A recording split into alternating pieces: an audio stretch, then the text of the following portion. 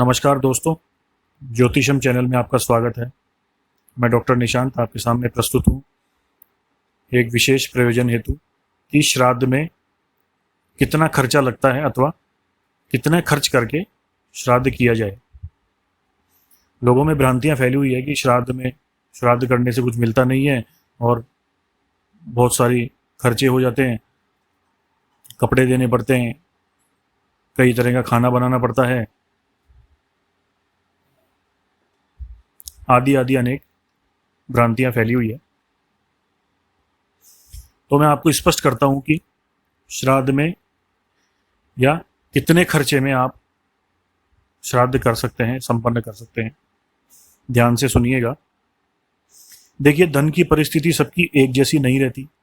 कभी कभी धन का अभाव हो जाता है तो कभी धन की भरपूर पूर्ति हो जाती है। मान लीजिए भरपूर पूर्ति है तो श्राद्ध करने में कोई आपत्ति नहीं आती, लेकिन अगर धन का अभाव है तो ऐसी स्थिति में श्राद्ध का अनुष्ठान तो अनिवार्य होता ही है, क्योंकि श्राद्ध करना जरूरी होता है। तो धन के अभाव में श्राद्ध किस प्रकार किया जाता है ये आपको स्पष्ट करता हूं मैं। यदि अन्न वस्त्र के खरीदने के भी पैसे नहीं है, खाना बनाने के पैसे नहीं है, कपड़े खरीदने के पैसे नहीं है, तो आप उस परिस्थिति में शाक से भी श्राद्ध कर सकते हैं। शाक मतलब सब्जी से, ठीक है। तस्मात् श्राद्धम नरो भक्त्या शाकैरपि यथा विधि। यदि शाक खरीदने के भी पैसे नहीं है तो तृणकाष्ठ आदि को बेचकर पैसा इकट्ठा करें और उन पैसों से शाक खरीद कर श्राद्ध करें। यदि आपके पास कुछ भी नहीं है तो लकड़ियां बेचकर आप पैसा इकट्ठा कर सकते हैं और शाक खरीद कर श्राद्ध कर सकते हैं। अधिक श्रम से यह श्राद्ध किया गया है तो यह फल लाख गुना होता है। तात्पर्य क्या है कि यदि शारीरिक श्रम श्राद्ध में अधिक लगता है तो वह फल उसका लाख गुना होता है। यदि मान लीजिए देश विशेष और काल विशेष या स्थान विशेष के कारण, परिस्थिति विशेष के कारण लकड़ियां भी नहीं मिलती है, तो आप शास्त्र अनुसार घास से भी श्राद्ध कर सकते हैं। घास से कैसे करेंगे आप सोच रहे होंगे। घास का मतलब होता है गाय का चारा। घास काटकर या गाय को चारा खिला दें, उससे भी आपका श्राद्ध संपन्न हो जाता है। आपको कोई भी 56 तरह के पकवान बनाने की जरूरत नहीं है, बड़े खर्चे करने की जरूरत नहीं है, कोई खीर पूड़ी बनाने की जरूरत नहीं है। आप गाय को चारा खिला दें अपने पितरों के नाम से, उनका गोत्र और उनका नाम लेकर पूर्ण श्रद्धा के साथ, वह भी आपका श्राद्ध संपन्न हो जाता है। यह व्यवस्था पद्म पुराण में स्पष्ट की गई है।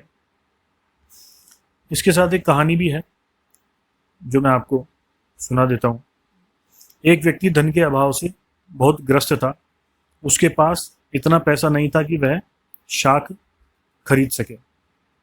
इस तरह शाक से भी श्राद्ध करने की स्थिति में वह नहीं था। आज ही श्राद्ध की तिथि थी। कुतप काल भी आ पहुंचा था। कुतप काल का मतलब दिन का मध्य भाग, जिस समय श्राद्ध निकाला जाता है, श्राद्ध का भोजन कराया जाता है। इस काल के बीतने पर भी श्राद्ध नहीं हो सकता था। बेचारा घबरा गया, रो पड़ा। श्राद्ध कैसे करे और करे तो कैसे करे। एक विद्वान ने उसे समझाया, अभी कुतप काल है, शीघ्र ही घास काटकर पितरों के नाम पर गाय को खिला दो। यह वचन सुनकर वह व्यक्ति दौड़ा गया और घास काटकर गायों को खिला दी। इस श्राद्ध के फलस्वरूप उसे देवलोक की प्राप्ति हुई। ऐसी परिस्थिति आ जाती है कि घास भी मिलना संभव नहीं हो तो श्राद्ध कैसे करे।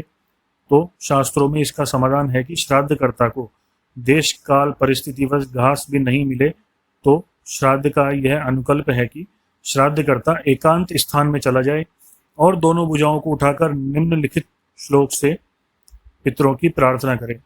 न मेस्ति वित्तम न धनम च नान्य श्राद्धोपयोग्यम स्वपितृ नतोस्मि तृप्यन्तु भक्त्या पितरो मयेतो क्रतो भुजौ वर्तमनि मारुतस्य।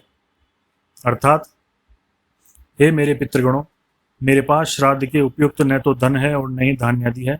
हाँ, मेरे पास आपके लिए श्रद्धा और भक्ति है, मैं इन्हीं के द्वारा आपको तृप्त करना चाहता हूँ, आप तृप्त हो जाएं। मैंने शास्त्र की आज्ञा के अनुरूप दोनों भुजाओं का आकाश में उठा लिया है। श्राद्ध कार्य में साधन संपन्न व्यक्ति को कंजूसी नहीं करनी चाहिए। अपने उपलब्ध साधनों से विशेष श्रद्धापूर्वक श्राद्ध अवश्य करना चाहिए। उपयुक्त अनुकल्पनों से स्पष्ट प्रतीत होता है कि किसी न किसी तरह श्राद्ध तो अवश्य करें।